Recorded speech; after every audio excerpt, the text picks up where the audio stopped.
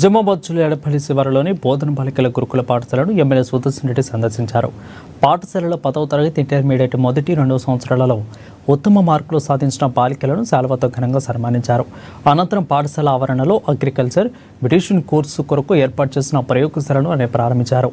గురుకుల విద్యార్థినులు ఒకే చదువులోనే కాకుండా వ్యవసాయం ఇతర రంగాలలో రాణించేందుకు వీలుగా ప్రభుత్వం వొకేషనల్ కోర్సులను ప్రారంభించారు.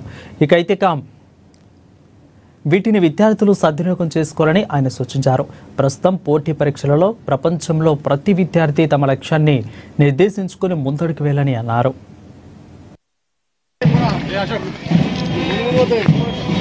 స్కూల్ ఉండాలన్న ఉద్దేశంతో గతంలో కాంగ్రెస్ ప్రభుత్వం ఉన్నప్పుడు చేపట్టిన కార్యక్రమాన్ని మీకు చదవడానికి విలాసంగా ఉండాలి అని బోధన పట్టణం నుంచి ఆ రోజు ఎడపల్లి షిఫ్ట్ చేసడం జరిగింది. బిల్డింగ్స్ కట్టుకోండి.